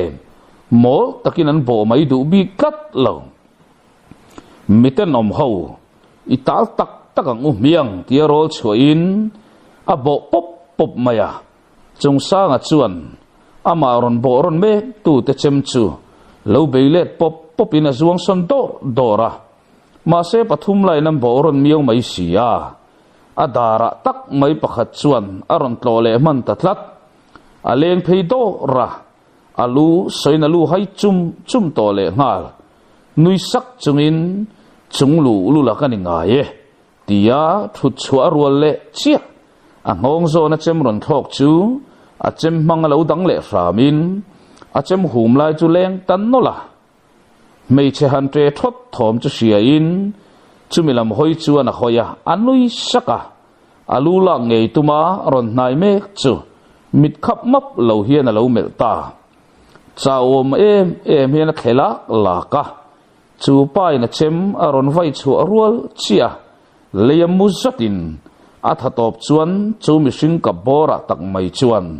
akut long in a chau vai ta lom le chu tlangwal kap bor chu a ripopa natin a vial zui tatlat ama chungsa nga po leya muzang thalnga topin buk thanga ami ma chon mek te thal zo to chu a hoi kwal deta ro hlua le deng ruma nui sung chung le thi senin abual loi chunga lo thal dun rual mai le an mani beitu te an kuk thuk zo me to lo tho le me te chumelin an din mun chiat zia ria chung sanga mel le zoka chuta zong ati tur hai ta mol lo a thei to pachakat lan ko ngal puatin ama lo dan tumna na chem an lo vai te chu dang bok ma selang adang seng to lova ati sa atherani ti po sia amai ro chu amuang chang lekani chuan a thian te chan nge don ani ti chiang na sa to mai si ne doi thiam nu le thuam mo e pan me tu te pani ron hoile zokin buk thanga tha nge tuma chem an lo vai chu ama buk thanga poin mak ati khoparang le sanga zuan khum vok chungin thuam mo e lo thut beta atin ten tak manga lo ham tum me tu doi thiam nu lu chu aleng zui tanol mayale ama buk thanga po athal zui top maya bor u khomi puite u bor u doi su tanita tin autor tuara ama po chu chet la zui tur om to lo chaw takina bok khopa thisenina bual ne hle to ani chuti lain buk thangan azon khum tak te pani chuan buk thanga thalai chu tha ngei tumin an ron pan nai ngal chia boka thuam moya rang tak maya ron ding chuak zatin avut ron tham mang chuan pakhat mai chu the thota chumi rual chuan avelam sira petekin pakhat zok la ding ama sa thel tu lam hoi chuan a zuang phei zoka achem vai chuakin chu tlangwal lu chu oi no pa pakhat mim in vai boilai tak dar chu kau hok khopin an sa chui le zet zong e handam lui pui na chi ni to reng lo thisenin abual ne hle to a buk thanga chu thau chuak mai thelavin a tholop mai chung sanga sa lum ngai tumalo tin oi to tu mel ma pa chu ading data buk thangan muchungin avamel si a tha zong som khomin a thu chuak zoka chung sanga sa non le tuma a chemelek lai tak chuan buk thanga chem chu tlangwal lam hoi chuan a thok chuak phei fura a thei tok chhuina vomina vom tangot mayani chu tlangwal po chu ama doi su tani rual chiang hing dota chung sanga tha tho tuma chem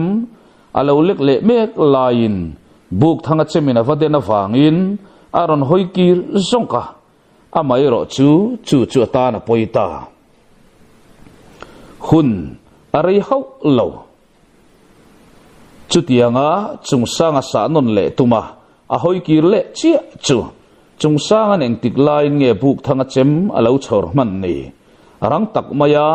ron thin din chua zok pa hian chu tlangwal khabe tang chuan a chho hloi ta lom le chu tlangwal mai chu phel chho phok hi ni ber maya chu ta zong khomi puiten ron har chuak ta niang chu hunan du rei hau lo mel malam chu an ron bo ron ta huk maya le kar lawa an pot som hi ni ber maya ro hluale deng ru ma intel pakhatin amala khama thok la soi in chu thua moi chuan mu ve le rang tak mai hian pan nai zui roka buk thanga po thi senina bua sen nge ngoya atak samun sanga chem nu ma tam hle har sati takaron thu chuak le samin doi thiam nu luper na lam hoya thing thi chunga pan nai phei zelin achara alek kanga atho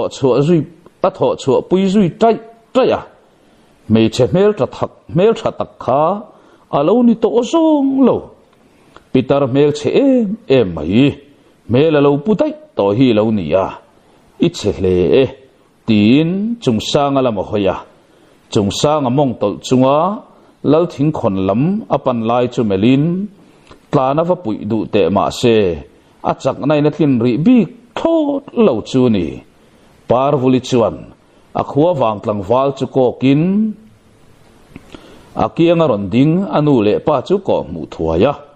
man mo tak maya pan nai nga lin chung sanga po lo then saka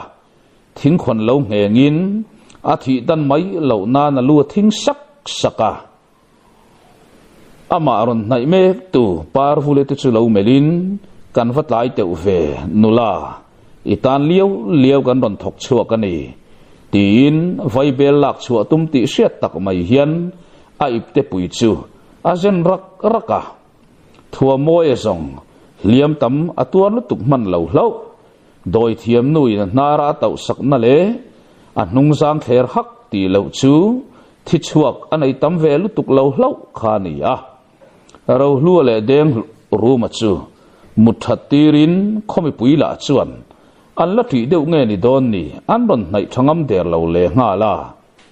deng ru ma chuan thua moi chu melin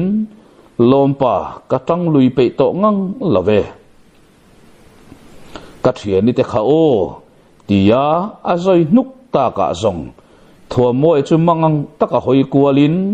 bol puin nei lavem ni bol pu omem nang ni wangin thina ko tlanga kan ta ka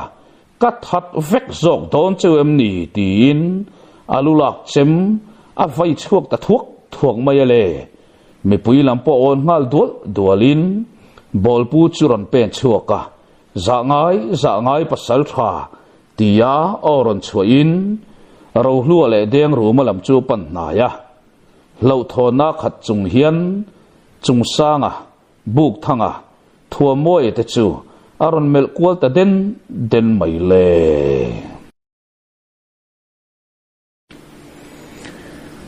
thua moya thinrim tak maya a au chuak le chimle khola mai lam pana pen chuakin bol pu chuan za ngai pasal tha tia oron chuain a nai zui ta thuaya mun tak maya deng ru ma le ro hlu chu bel chiang in an nuk ala chat lowe taya kadam doi da na ip kha tiring taka awin valupa lian zawa akawa ranglu tuk tak main lalin chunga zon lu ngal ngaye tin tlangwal ho te chun ron nai zui ngal thuaya kan la chan man mai thiania tin bol pu ber man mo ti hriat tak mai hian a au lo renga lalpa berpo ron har chuak ve zokin atlang val ho te chu man mo tur chuan aron tur sek boka deng ruma ni khor to lo le ro lua lameng ve ram chu lalin chung lam hoin an zon zui tanol nola rit anti mel tlang kher mai thua moi hoi kwal vel chuan buk thanga lo thu chuak ve me lam chu pan vatin buk thanga chuan lompa min han kai tho thoi mai te ka nai taka khan ding zui bok la o tin tluk lau takhian alo hniang ngal chata a mel maya ero natur mel alang ei lo zoi muang in pe nang o tia thua moyen azaka aron dom sakta ka chuan then sak chunganui ri hakin avaza thak ve tin apun supa lalpa chuan ron kokin khang mi te kha zon ro zo thuai ro tin buk thangale chungsang a bik chu aron melbing bik ani anni pani ero lo nui sukin zon ngai kan ni love na chia eng ma kol kan nei lavania tin an lo chom thum da thunga chungsanga thingkhon rin chana din chuame atum lai chuan parvuli chuan puitumin aban thuaya amai ro chu parvuli chu namkiang detina pa chuan aron ban zui ta thuaye chungsanga chuan lo mel le ta nui suk pa hian kapu ngai tuam kan ilave na eng ma ka kol lave karol ve thim them chau mai ani himo heng te song choi ti tui tham le kani hi tien nui le sang pa hian parvuli chu mela nula i thamo tin anu isui sa nga kan local chan i hima tu na zong kan kal chan kan ti hlo tling ta e tin ama aron nai me tu tlangwal ho te chu lu lo thin khum mak mai boka an lu lul na chuan la pen tir thei tlat din muna din tirin tu na po chungsanga lampanin buk thanga chu ala pen thei tlat mai ani lallu kabul te maya chuan chungsanga le buk thanga chu thudunin an hoi kwal vala na nei mel reng an chua du lo lompa vaibel kha han lakai thuai mai te kama cheriau maya tin buk thanga chuan thua moya mela ala nui sang le ngal thua moya mangang to lutuk chuan akun zoka chungsanga chu lakang nolin lalin chung lama atlan pui tangot maya buk lu la kha ron choi lut lui ro tia au tur chungin lalpa ber chuan keiman o tin buk thanga chu ron dom ngal chaya lalina anzon lut zui nol mai talpe po alo to reng lo zo khi lo ni a an han nga rem filmeu chuan milu lul to pani temeu po an chak na len lu nain atlin bik talawani ang chu an hliam kol zozai le thi sen chuak te awang zokin an muzoi ve ta ter mai boka bol pu mai tan han boi pui sen ni mol hek lo le an din hun en mai poin a thalo tlang em mai bok si nen sadot po atul thok turin aron nin pe ngal ata chu mai nilavin kho chunga tlem a hliam en kol thiam deu nu le pawalai then khat deu te an ron nai thuaya buk thanga te thian ho chu an boi pui ron mol hi ni ta an ha to tlang in an thola saphat phat to a bol pu chuan amamo chu dang lam zung in akiang mi te ho chu avin phar dor hi ni ber to zo ko me a chan po thua moi an ber ma zo ka han en kol dam lo vai te i chan tur tu cheve khopang ti in alo vo sek mai le nga la ameng sen ru ma a nung kak ve de duai mai te la chu she om po hian alang der mai lo le nga la tu ma kha an thi tur ni mi alawania tia fin taka thua moi manga au thot ta ka chuan buk thanga chu aron meng ko maya a khu khak khaka lompa o ka hretlat maya enge an o ti na meng kul rula thua moyan buk thanga o riat ve le nai phai ngal thua in buka i harem buk thang min siam tin ava bezui mola buk thanga chuan thuam lulian ka hai hau lo mai che min han tung thuai te mei chi ang leka ni kho khelo te ka lo om khang lan chu le tin a lo nui lui saka ama en kol tu ber tu nu chuan e khai la thula la ve a mut ilama mo hle ania tin a oma alo nam sak deta e kapi na ka nei to reng hlei nem kamut chuak kamut chol ve zok mai ani khamo hey thote chung lu tin chung sanga kiang mayan mutzar mai luwa chuan an ben sak pop mai peka chung sanga po ron tho hokin aron meng ve mai boka makan titlang kher mai chung sanga ron meng chuak phat chuan deng ru makha athitami aron ti heu mai boka in chunga mi om ho chuan ri haka maktin an melmol top hloma ralvong pasal tharual ho po ron nai thua in buk thanga te thian ho chun mela an fei e mai an tuar chuang nge yang le tin vaibel an lakai sok soka buk thanga le chungsanga an ve petangot mai kha ni a buk thanga le chungsanga pon vaibel han paktal tal ta ka zong har deuh huaya in ria in thua moi la ding teu mai a hliam en sak phet an tum lam chumelin lompa do thave mai te apun te po a hlau om nga ye deng ru ma chu al har chi al vem ni ani khan thi kha alo tum tak deuh mai ni ang e tin akiai suka ro hlua ero ngoi renga chunglam melin achangin an nerle sak thin ti mai lo chu na nei mel mai po hi pumak lo le ngal bol pu chu avir that renga amar apa ngai tanta tia o nei mek lain mel hau ti au tur chung hian deng ru ma chu ron in leng ta lom le lalpa berin amar de chien tuma lo kun nai lai takalo ni boxi an lalpa ber oma tak mai chuan deng ruma tal leng vel chuan ron leng fu ta bokalom le lal ber la chu lo in ring lo na sa niang chu alal chuat num hlur maya chuan athal zui hor maya rang tak main aron thole a nuiza in sum ti hriat tak chunga akianga mi ten an lo pui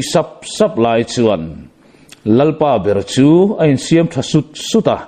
aron nui phu ta thute kalero hlu avaron hok dak chiang ngai vele aron tita lom le tuma in sum thaipo nom to lo ring taka nui nangam ni hek lo le an dir char hloma an reng la taka an lalpa ber kha apuan ven lim chho ho khopin deng ru ma kha na leng fu chiang em atin ni deng ru mala chu maktak mai na ron thu chuak luau maya a hoi kwal vuala e khai ka thimi alo maya tum thelan soyang maya kan thi thel chu le tianui sukin khoi nat ve thailo be chu kasim mak to tha hek du e mai chungsang mumang maktak nei khan mangdanga nei chi to mi lawang lom nu te kan liam san mai don na lom le han liam san ngat nai la chu e adum teu sia tu te na mo alung len le lu su na re anga an lo kai thet le mai don sia tianui hukin tui takamua harfa ka thau chuak le ang mai ani le der to a ro hlua ber chu lamungoi katin nakina azong aron rum tan ta lom le mangang taka boy pui ma lai lain arum ring tula a room saklia mai pon ni lo oi kanu analutuk oi kanu kakong kanung kamal kalu katai kachu laron tipal tel palta o kha khachu tel lo ati ta ka zong chung sang chu nui chok hok hokin atok mangang du su adam le lutuk mani khatin aban ron phar ta chula bolpu chu na mel kwala thina ko tlanga anda ka tunan hliam kol ngot mai po hi patling tam taktena an liam pui tur hliam ani laya nanei o manglawang maya fiam thun la tho thei tlat mai te an la nui hok thei mai te chu maktin amel kwal duna mirap khak takin ni hlom hi a in hliam kha nui liam pui mai chi ni lawania lalpa en kol fe an ngai don tlat mi big ni na kol tu te an nia na tuar lo omin an om mai ani e khosik an hlat to mi lawania ti na dam doi nei ang chu ape zui molina bel zui mol hloma buk thang le chung sang ero engma na kan nei to lo ve ti tho chuak lui tlatin taplam an bel zui maka na nei o mang mi lova anom ta ka zong la le khon bol tenan lai an nai ta thua ye vai bel pak hlatin lalten kiangan ron thut nai ta ka chuan ral vong an pan chan dik tak chu lalina so angin buk thanga chuan lalpa kan ron khwal pang jin satli reng lova tin chung sanga da lang sarlar hian chung sanga mumang chung changa tang chuan asoi tlang rong peka kille lama buai char upaton ki ma poron hoi zokin buk thanga tong kam pakhatin in khonula nichin maya doi thiam nu in ti hlum tura ako ngei khanani lompa hi amang lama aron ko tat maya khwanu samsui tur hi zong missing te tana dan rual lawan ti thina kha doi thiam te tan meu po dan then lo ni lo topani khamo in zom namak tak mai hi lain mungai mi lo le lain sengai mi lo po hian an nei le khat thin tia upa te lo soi hi dik taria win ka sia tinan thu chun bil fel maka lal sai zona chu ching suarin in chunga hian eng tianga na sa in nge lom thu ka soi ta kang lom tu soi ngai na po ka reng lo nia mole amai ro chu kamishang en to lo zia cheulan tirna ta na in ne na hian lom thu ka soi lawang he khota na in ti tur ti vere nga karin lut maketin o chuata chu kher zong buk thanga te thian ho ta na thungai nom takani a lom tu soina ta na ro hlutam takhlanan han tum thin te hi in hlat ta doi hian buk thanga hian a hial thina mi khwale kan kianga hlat tak te ne na lom na thil pek kan pe ani chuan a tha e amai ro chu min nei tu te ne na lom na thil pek hlan le keine na lo don hi thiang lawa ka ngai ti mak thinen sim akianga zan khat hun ni nang chuta lal sai zo na bok chu ral hla tak mai thira ngoi zui vung in buar puya mo in chena ani chuan buar puya chuan in ming pui hi anom thein karing lo pasal rabuk thangale athian te ti hi kan lo ral fiat ve to thin takasin tin triau ral thleng poilin minga thang telaniang kan triau ral u nau te pon ka beng fiat an sei zau to cheu sin nangni kherina kan khwa in ron pal theina tura khwan umal som kan donga puwana kan chunga sa ngai na lan tiri aro pui ka ti hle ani bor pui han soita ka chuan bor puya chuan hriat ka nei ve thin takasin hun aliam thui ta deuh hlek na nga khati hun lai khan kami hriat pa chu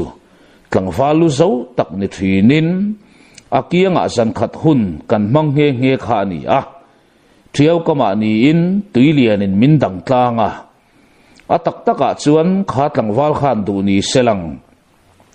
min hleu kai san dai theini ti atuk zinga khan ka chiang khop mai khatiang ang em mi hring tui thiam la kalam hungai lo atu khua lo var chuan chu tlangwal nel om le lu zo tak mai chuan kan nu la te po ra le lama hlui a hleu kai pui ta vek mai kha ni a taka hei chem tei pi po hi ra le lama hleu kai pui zinga khan a tel nge nge takasin chem tei pi tu nge ni ming kha o fiam thu du tak le mi pui soi lo chi ni in ka khele ngal kan mei che ho ero ra le lama kai pui tir kha chuan an sen up hlom kha chu ni a tina ching zui diara chuta lalnu chu ko non le ngatin lo nai deu te kumtam tak chu liam ve ta o me a thang khat lai liam to zo kang kha triau lui kai pui tu cheu tangfal ka ti don nge pa la valai tak bor pui val ka ni e ti tu nge mai kha a ming la khre chuak thei mai lo mo tin anu pui chun thek deu hu a lalnu chu ngoi deta oi eng tin nge ka thei jok min zo thut wang ani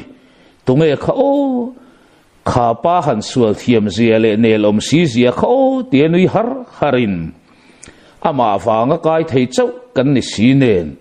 hum lo tur lai kha a hum tat mai bok sia a soi thui do lo tiang hei upanu na omalom upanu na no pui nge mai po kha akai pui si nga tel ve khamo lom rualinu khan a minga singe nge yang mole ani zong akum biela tlem de hlek boka tin on chua zui bara kha pa kha aladam nge in karing khatiang palu zolu tuk mai kha chuan damni an musei cho kania pa mel thapui mai khan nge maya tin ala sentan tan thaya ahun lai nu na cheng le ni ti alang reng mai upanu na nu pui po tlangau pai na ko anga ron lor thuain an thil zo afanga nui harin mingal em kan nau tram tlai du'a tak mai ku alui tat tu khamo eng tin nge kha pa kha ka hil theyang le a ming kha mi khir tak mai ka mu apiang hian ka hret chuak nge khir tua la ni nge kha khir tua la kha ming kha ka thei hil to ngai lawang aron ti ta ka zong buk thanga le chung sang a chu anin mel kal rala an rin lo ka dik ta chia mai lalpa chuan in riat mi niam o khir tua la mole khir tua la ati ti po a hro phian mai le nga la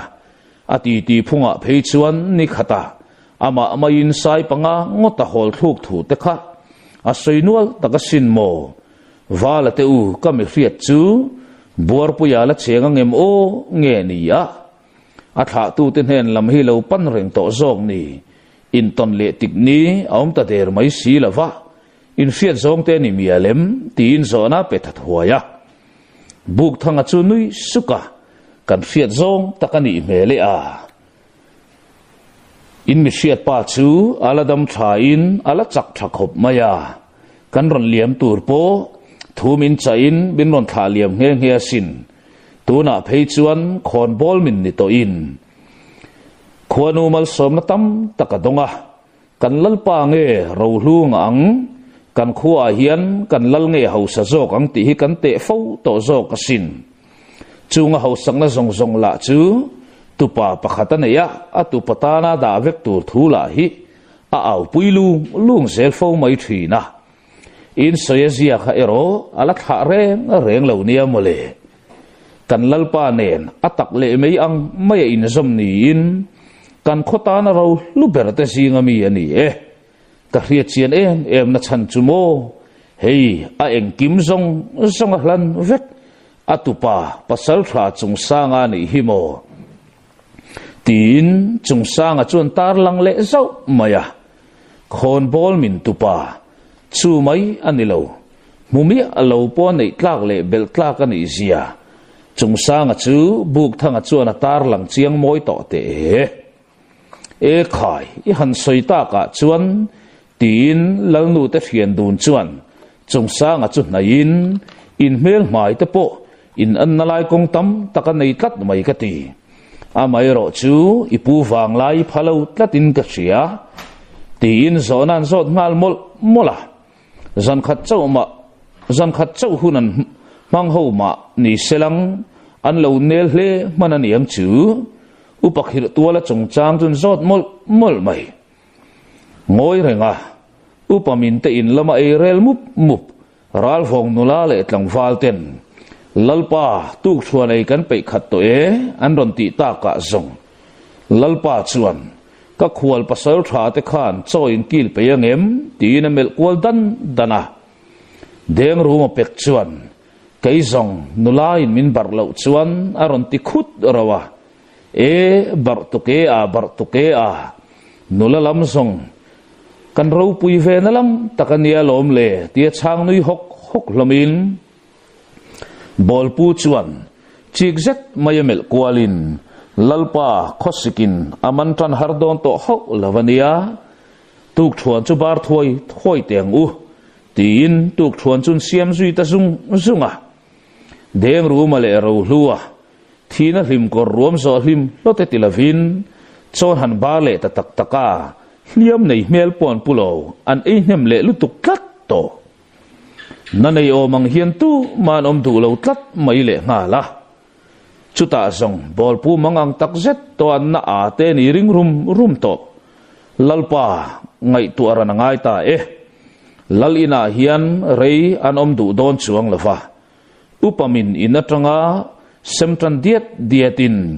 I thendar tir thuai mai te ang u heta zong chim tu an nga ma thin don tlat tin an tan po lal ina dam lova mutreng zong thil nu man la fange tin tuk thuan an bar zo nu chuan rot na nei ta thuaya buk thanga te kiangan soilan ta ka zong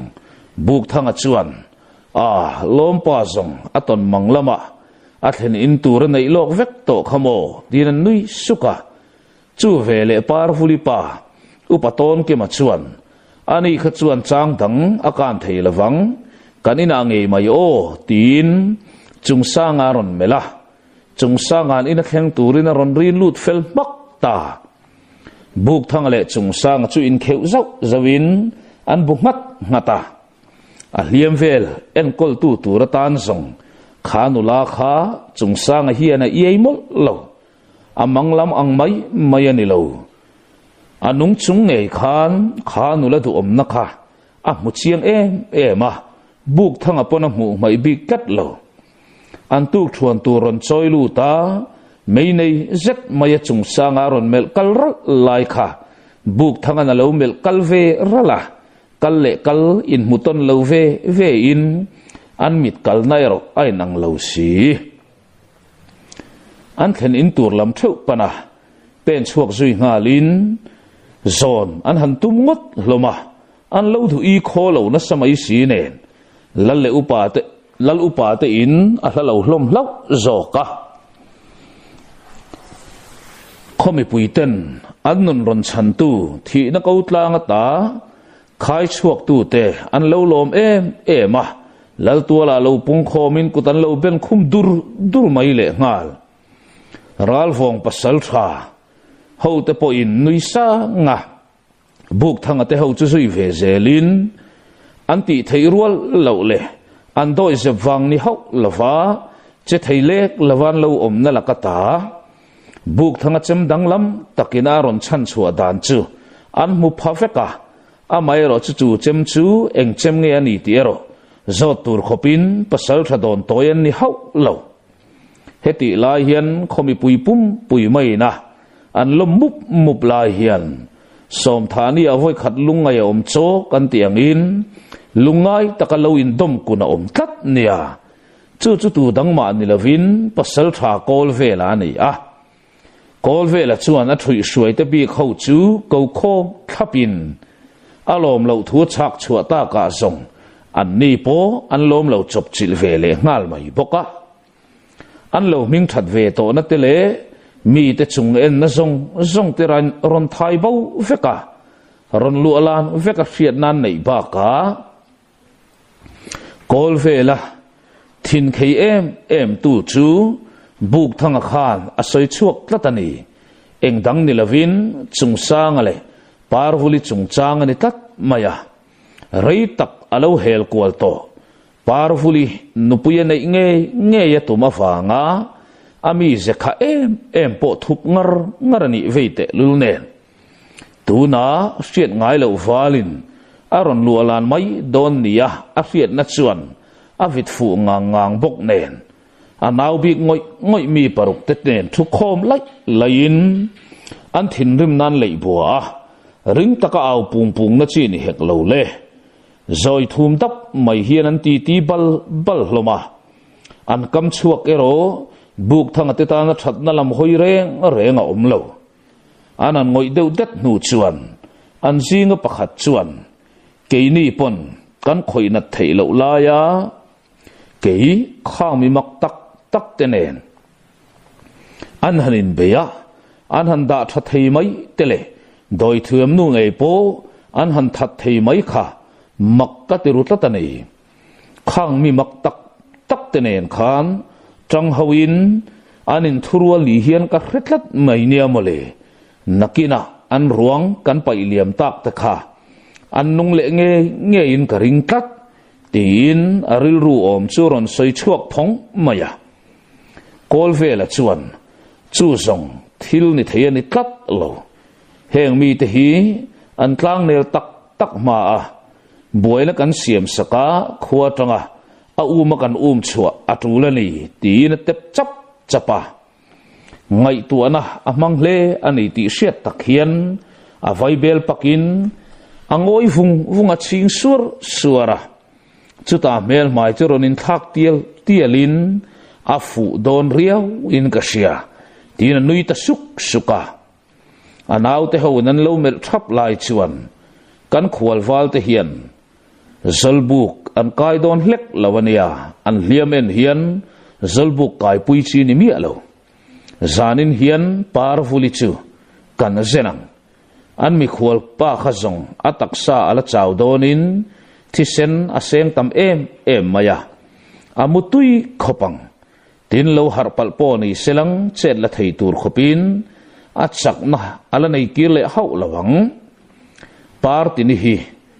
a aw ngei parvuli hi aw ngei dona rang taka in sa seng tur parvuli chan tuma chachuak zinga anu khoya kan tel vele zui nga lang amazing hlap tu ero chuni mi lo tur kan kiang ami te thom ring hau silava fui tok vel lekin o kan chua tur ani yang tin aril ru om chu asoi chuak dapa chet lak dan tur an ruam man zui tabar bare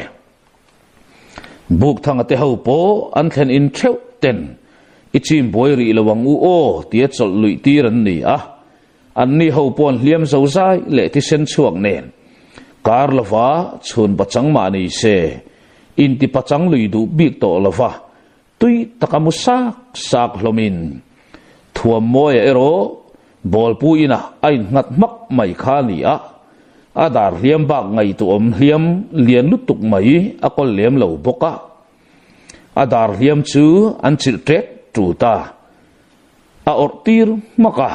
akut ding lam ala that hlau zo ka fangin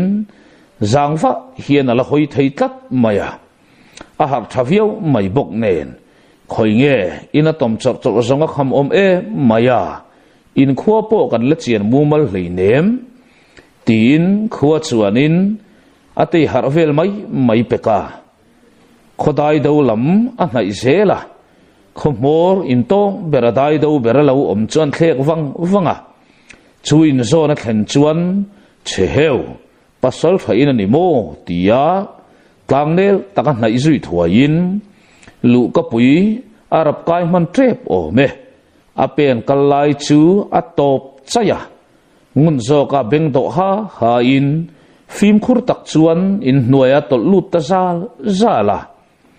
khuanu mal som na andong sui sel ani bere amai ro chu hemal som na le van nei na hian andam chung ni na rang big don hau lo bol pu berin mani mi khwal theu te ven tat tur dam lo kan tumpo zanina tan chuan nar veka khwal pasal tha te po tu ma pon chhuat tir lo tur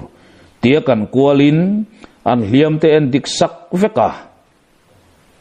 bol pu heti e ma atang mai le alom hi eng dang wang ani lawa parvuli patea ani miau maya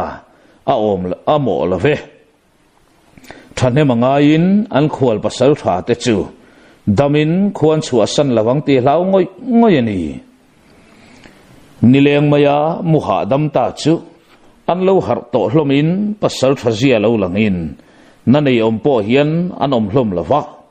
ro hlu le deng ru ma zong dan mi an ne talo deng ru ma thlenina kan riak dun du e an ti dun le kat to a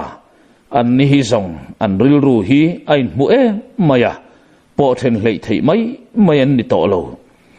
bol puina in mat ber thuam moyala abana orti mai lo chu a hoi hera zang e ma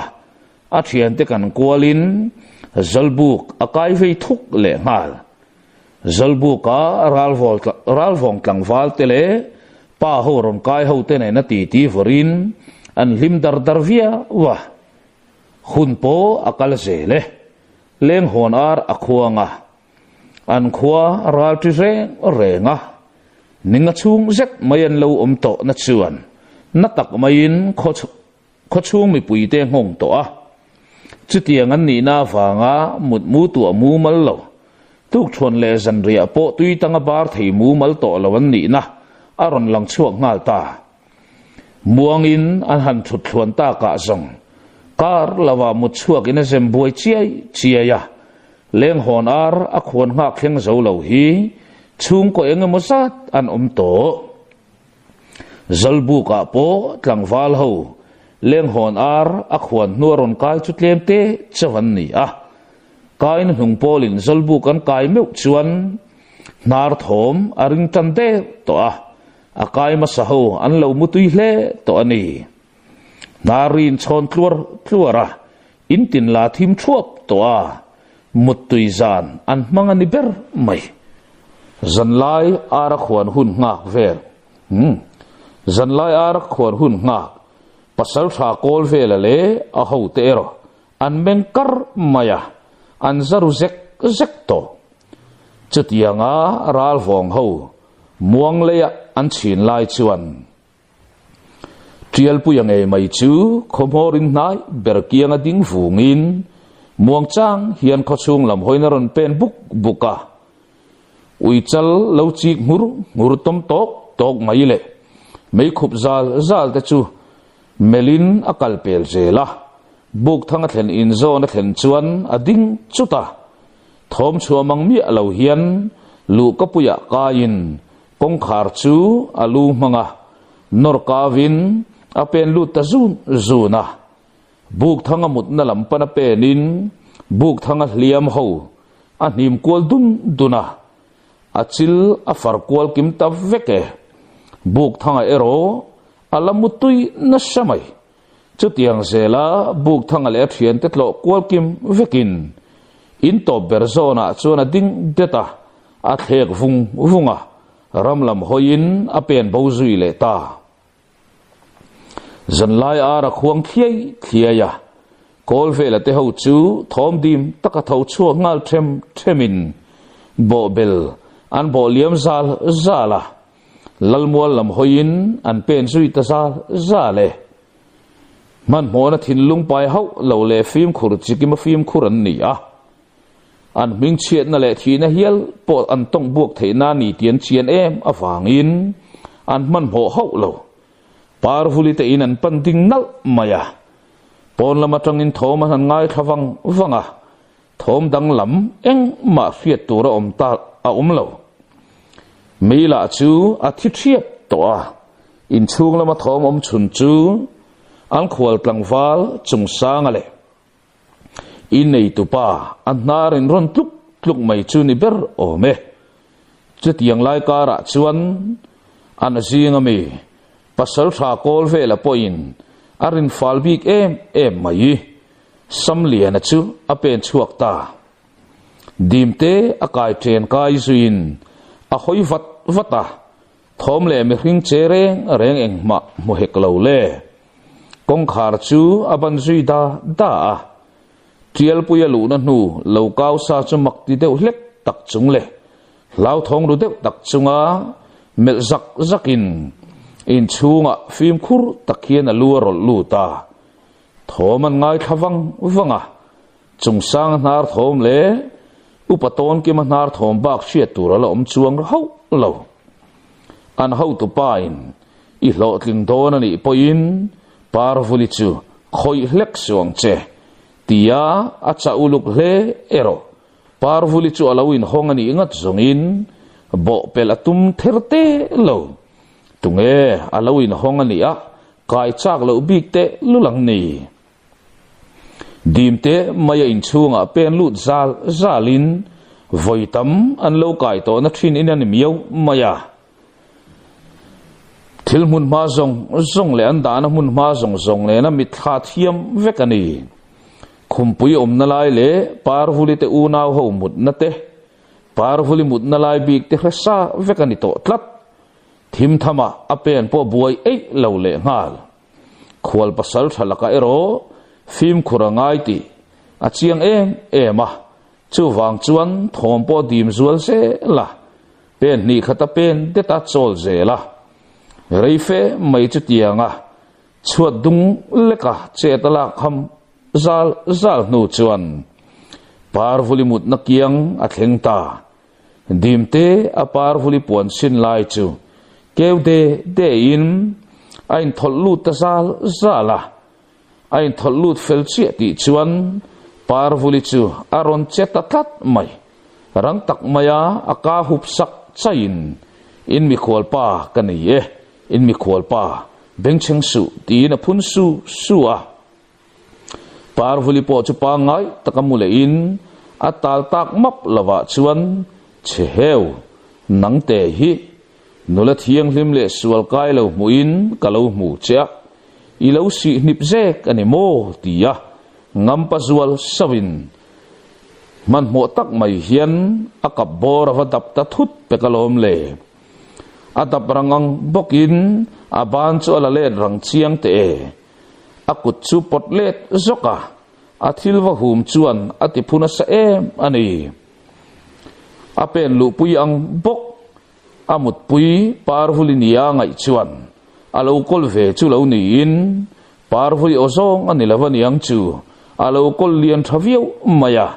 awa hum chai mai kha ni ya rang tak maya tho chua tum lain nget zet main parvuli nia ngai chuan alo man chata abo thutamaya le chu vele taplama chuan engaron por ngal hloi maya in nuai lama tin thua moi chu pu chuak zoka parvuli pa chuan zui ngal phatin ramlama thomari thata buan sinen zui zel to chi ni na lang lawa bolpu aw zui that ta ka ero man mo taka in chung lama tlan lut le in samlian a chuan phuar zui tamul mola an thoma wanga an kiang hnai vela in omte aw har ngal vekin lalmol kil pha ho in chu